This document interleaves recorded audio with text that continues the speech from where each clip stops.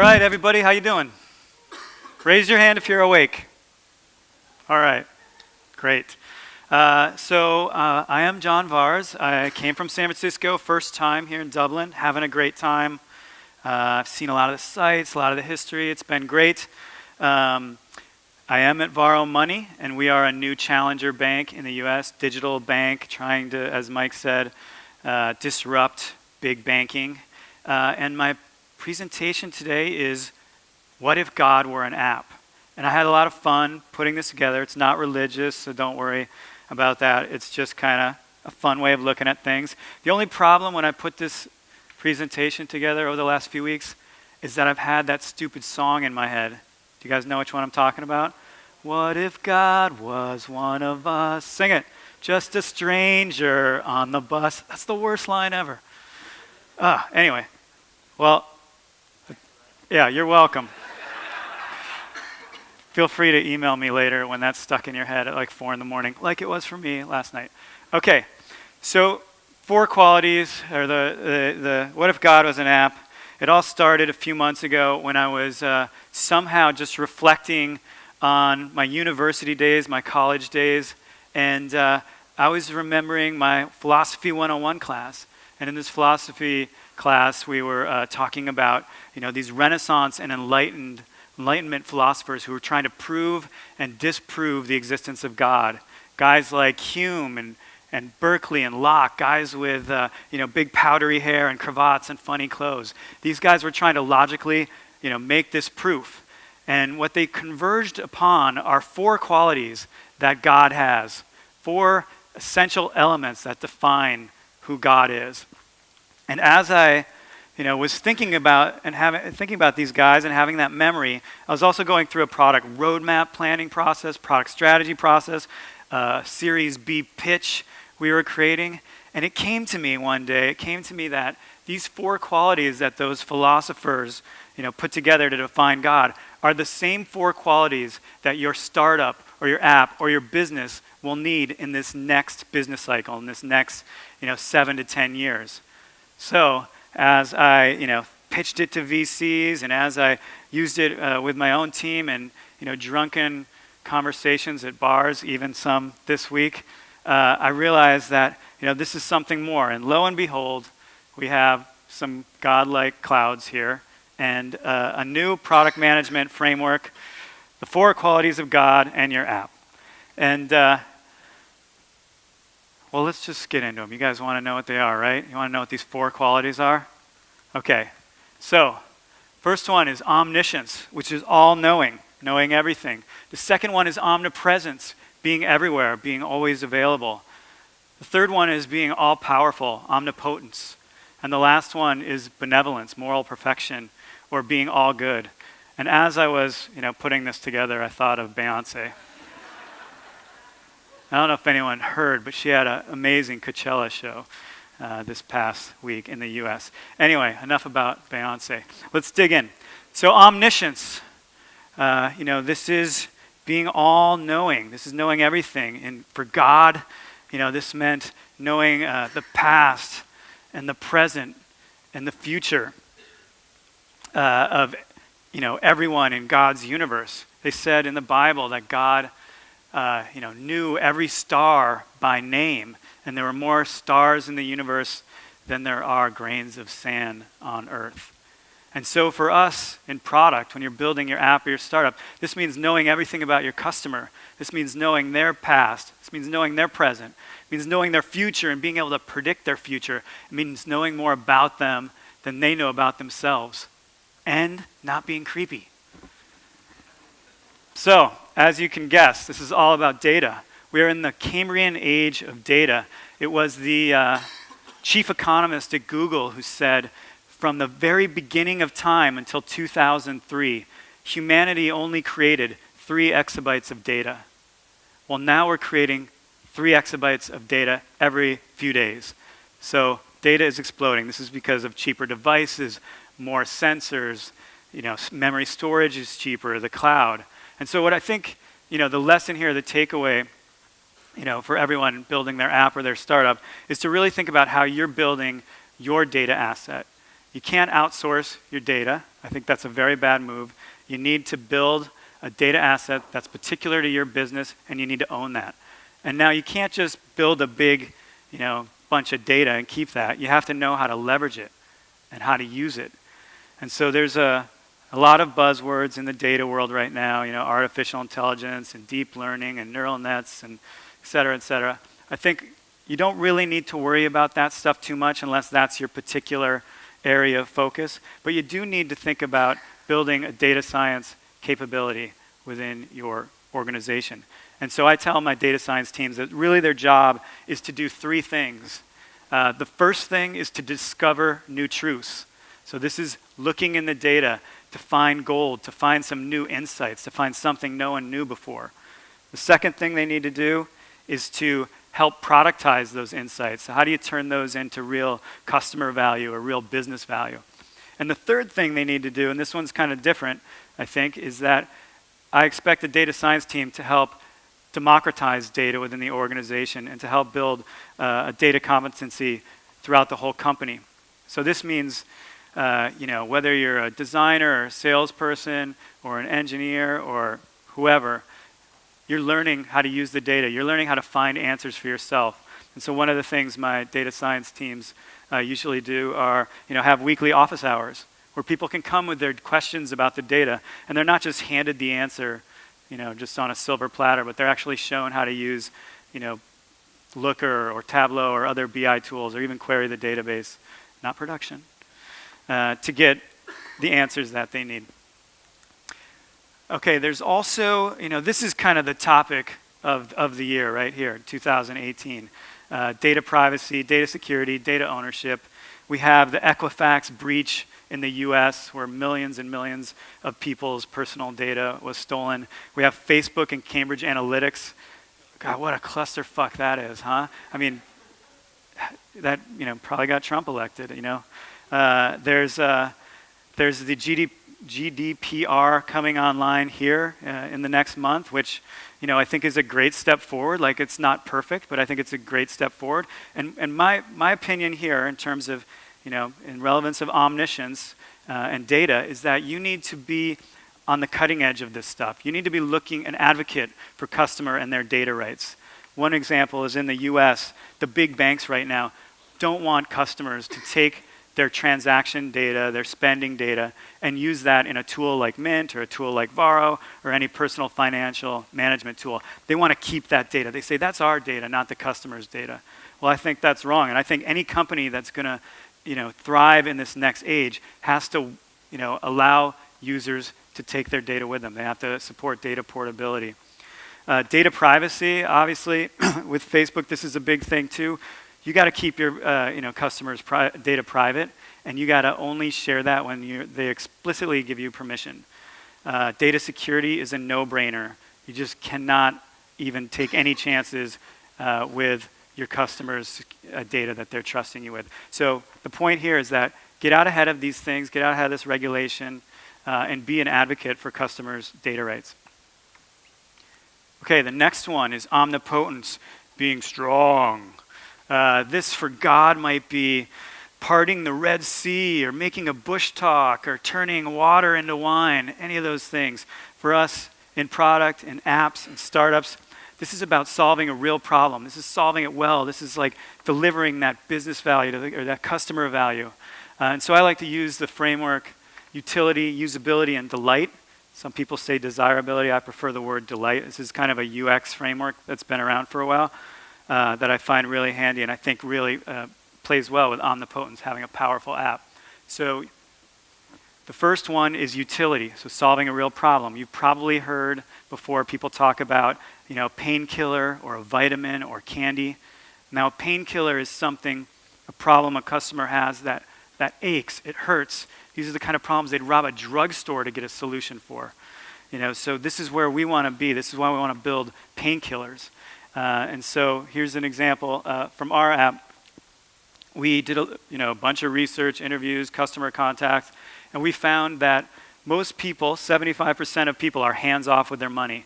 They don't want to do spreadsheets. They don't want to do budgets. They don't want to balance a checkbook. They don't want to do any of that crap. We also know that they very often fall into cash traps. So they'll spend more than they have. And what happens then is they either have to put it on a credit card or borrow money or incur like some nasty fees. And so this is a real problem that our users have in that they don't want to look at it, but yet they still fall in these cash traps. So we made this one screen. We look at their data. We pull their data in. We look at their past data. And we predict out their future spending and their future income. And then we tell them as they're spending throughout the month whether they're on track or not. So they can calibrate. It's one number. They don't have to go to the app. I don't care if they go to the app. We'll send them a notification if anything goes off. But these hands-off people, don't want to have to do too much work to get the answer. So that's a real painkiller. Now, a vitamin might be something that's just nice to have. Maybe it solves something. You guys, when you take a vitamin, you never really know if it works, right? And so you don't want to build a vitamin. And you definitely don't want to build candy, which is kind of just fluff, worthless. Maybe it's some fleeting entertainment or something. And I found this the other day. Burger King launches a Whopper coin crypto cash in Russia. Like, who the fuck has a problem buying a Whopper? Right? Do we need a cryptocurrency for a Whopper? I mean, if I'm wrong, maybe there's something, maybe the ruble is inflation or something, but I don't know. If you know the answer to that, how that solves a real problem, come find me, because I think that's pretty funny. Okay, the next one, first one is utility. This is now usability. This is about, really building intuitive apps. This is about not educating your customer how to use your app. You should almost never have to educate someone how to use your app. I'm constantly telling my team we're at a war on friction, cognitive friction, like what's confusing, what's my commitment level here, to just taps and clicks. So really, the war on friction, I tell them this every day. We're in a war on friction. I use my Yoda voice. Do you guys want to hear my Yoda voice? Okay. Begun. The war on friction has.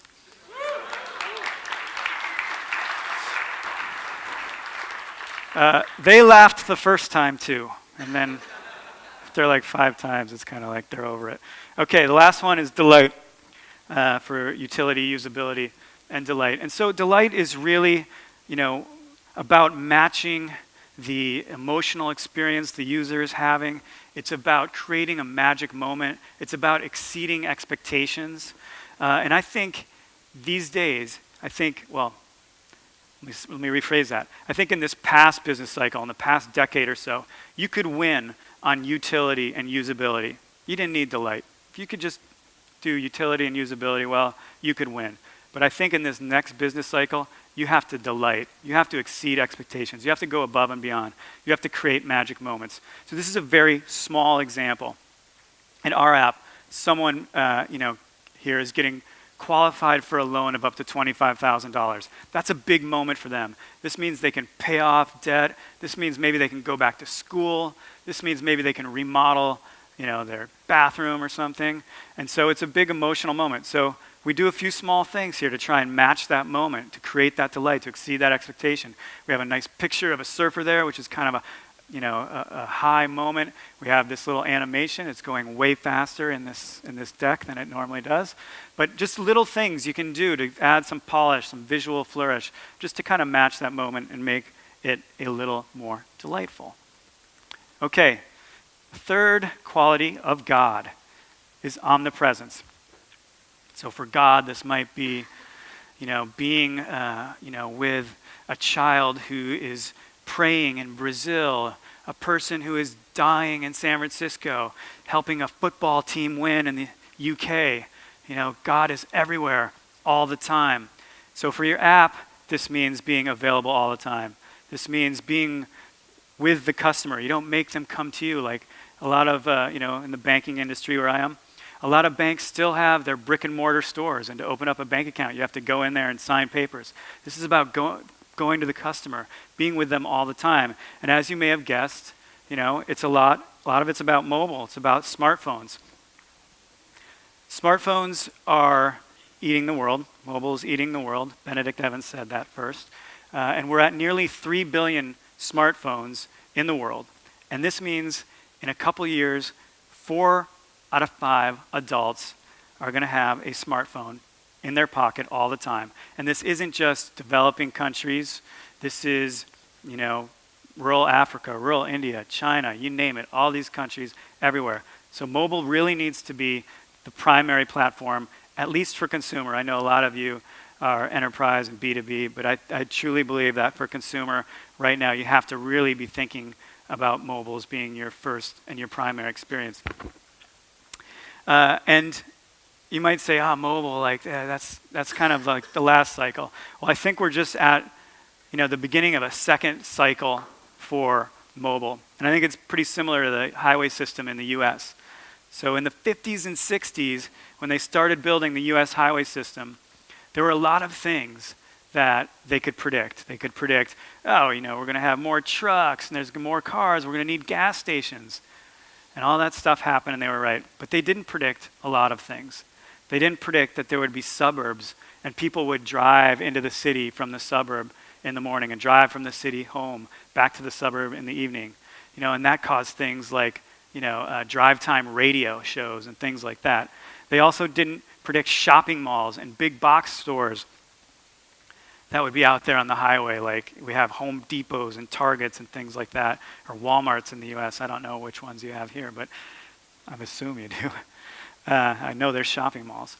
And so I think with mobile, we're just reaching this next stage. Like all the things that were predictable have been made, like photo sharing apps and email on your phone and e-commerce and those sort of things. But I think right now we're entering a new era for the smartphone, where new things will be invented, where the network connectivity and the sensors and the data we're able to capture is all going to allow us to do new things.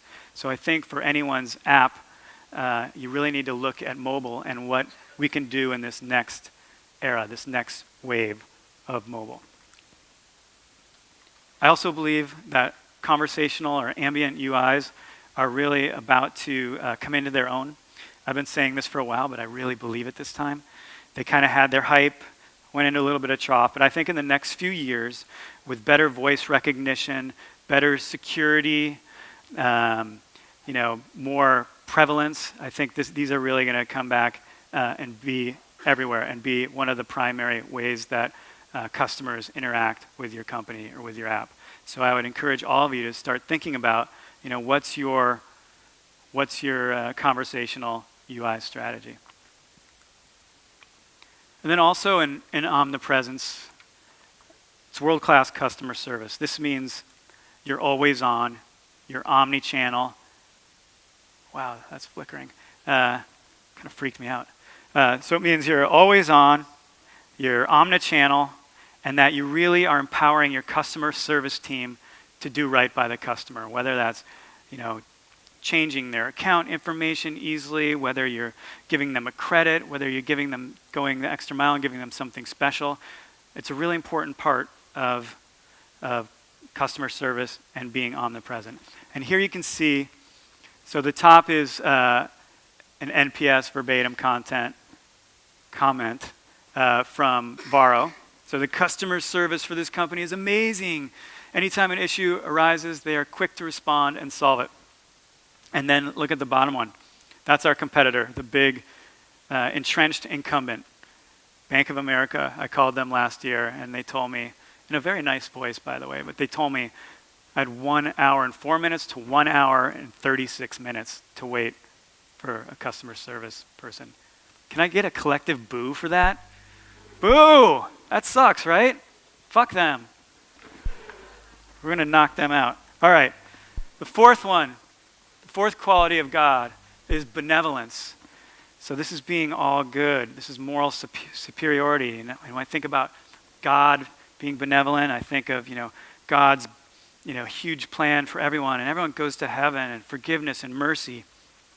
And when I think about this for an app or for a startup in this next era, this next business cycle, I think it's about having a trusting relationship with the customer, and even more than that, having social impact, a positive impact on the world. So let's start with trust.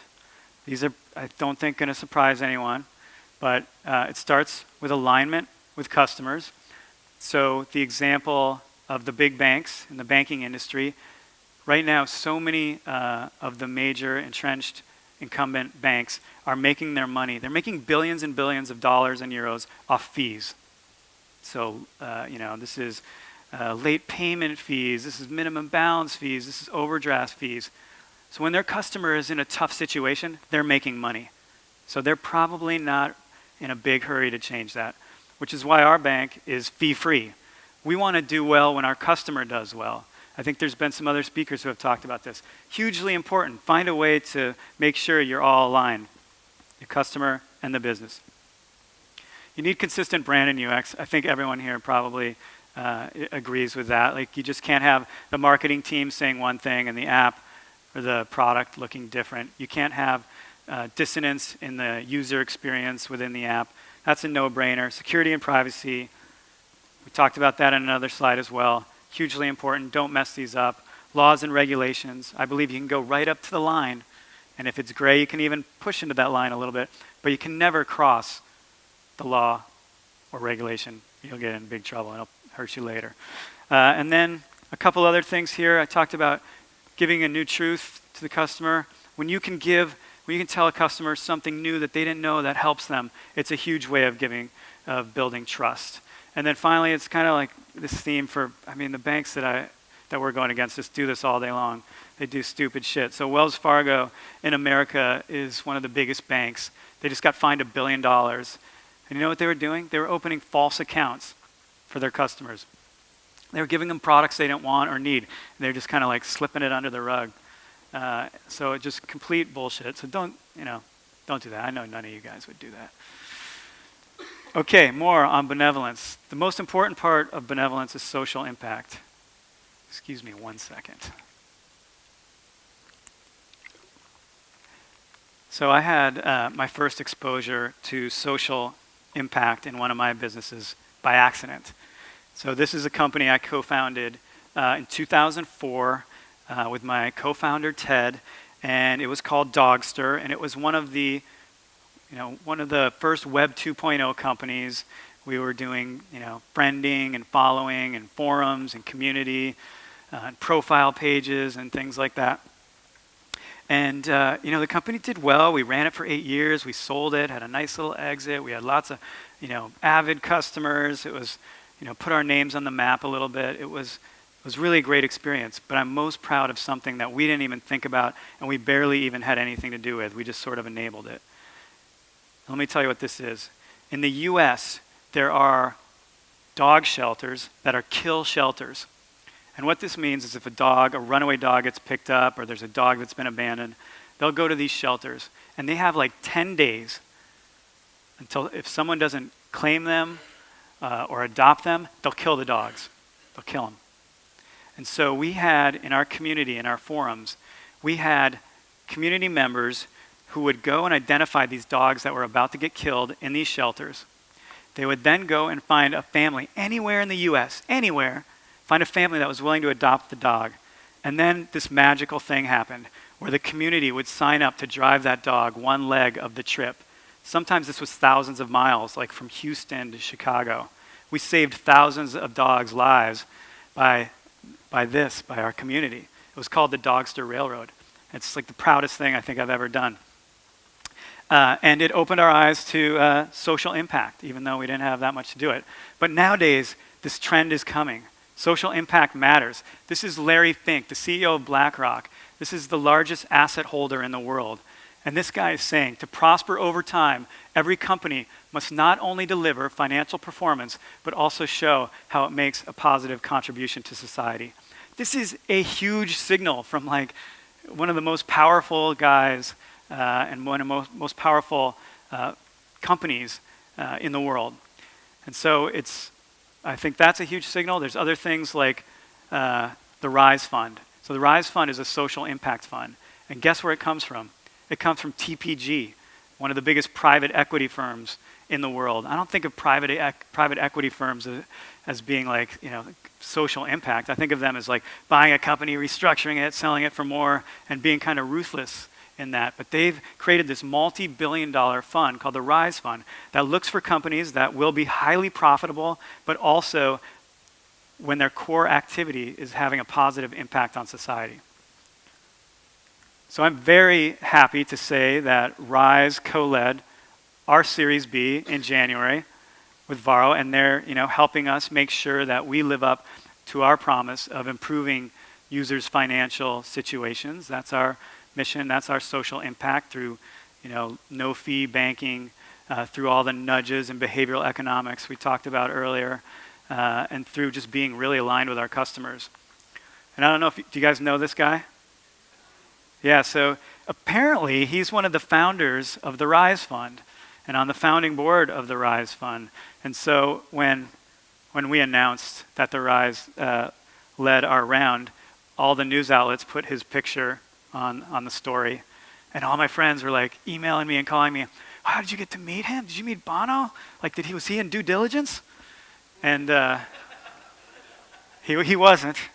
I've never met him, but I do really appreciate his concern for social impact, and I hope that we make him even richer. So my co-founder, Ted, after the Dogster years, dedicated the rest of his career to social impact. He worked at a company called Tala as the COO, and they do microloans in developing countries. He became one of the most outspoken people in Silicon Valley and the VC community there in terms of looking for profit and purpose, and how businesses with a purpose, with a positive social impact, can be very profitable. He wrote articles for TechCrunch, for Fortune, for Fast Company, and just really changed the conversation around purpose, at least in our little San Francisco bubble. But he sadly passed away last September. And when the cancer started to get the best of him, he set up an autoresponder email to email everyone back. And he said a few things in there that I'll share, copied here from that email, typos and all. And I think it's very relevant for this concept of benevolent in our startups and our apps, but also for all of us as individuals on this planet. Be good to each other. Enjoy every day. Wanting is suffering. The journey is still the destination, now more than ever. The trend of purpose is coming like a tidal wave. Get out ahead of it. Enjoy the ride. Die fulfilled. And reframe your thinking of what your career can do for you into what your career can do for others. And wonderful, meaningful work awaits you. So, I hope you guys can find some usefulness in this. I hope it helps you think about how your app, how your business might thrive in the years to come.